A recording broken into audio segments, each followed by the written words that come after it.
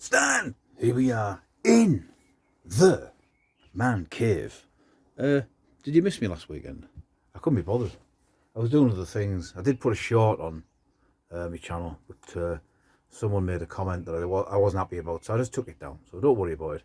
I'm just going to do this video, try and do something tomorrow. So I'll do a quick one now. I've got a few odds and sods have come in, trades off people and whatnot. Anyway, I am having a quick light refreshment, even on a Friday, Stan. That's not like you, but yeah, I'll show you what it looks like, but I won't show the...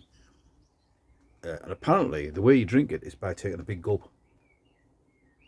And it keeps the head, something like that. Anyway, I'm enjoying myself, so why not? Stop going out of focus, honestly. Hey, what are you doing? Look at that. Yeah, I learned how to do that at work the other day. I do have a job, honestly.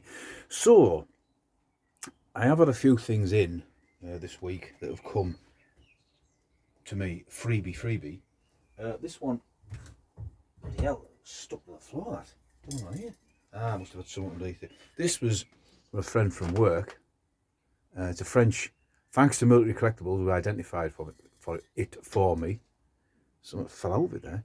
French World War I 75mm shell case. I don't know, is that a bit of trench artery going on there, or is that where it's expanded, whether the pointy end has gone out? Don't know, but that needs cleaning up.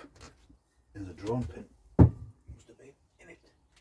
So that's something I can get on with maybe later on. Also, you can see, where are we? Bear with me. He also gave me a load of inert rounds. See them there? So I've just stuck them on there, on that frame. Look quite nice under the old wife's relative, El Bandido.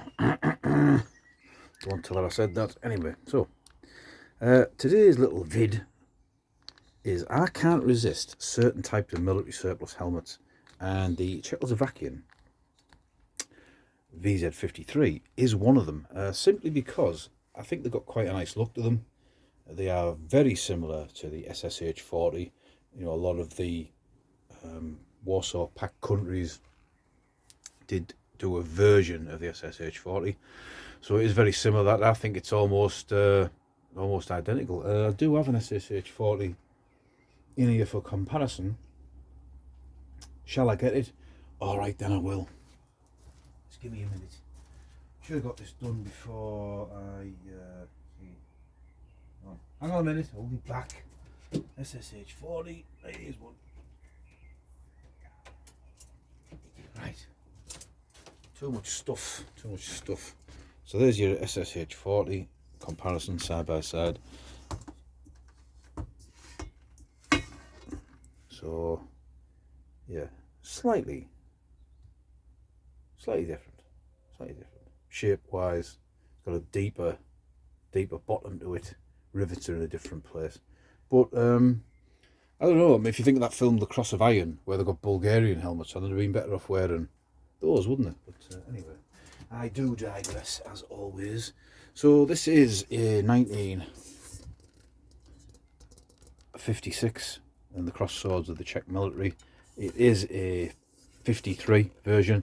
There was the 5380, which was basically the same liner with like a nylon strap that was worn and used up until 2004.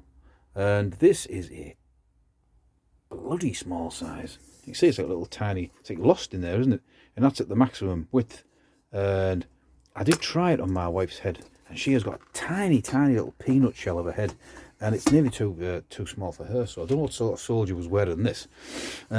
I suppose if you got one cheap enough and you wanted to wear it, you could just pop it open. It has that German World War II sort of style liner, and I don't think it would matter if you had it open at the back, if you get me drift.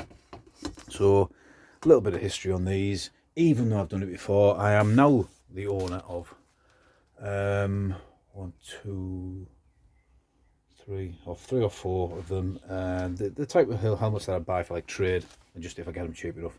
So the Czech M53 or VZ53, similar to the SSH-40, used from the early 50s until 2004, and that would be in the 53/80 configuration with a nylon chin strap, and I think there's like a chin cup in it.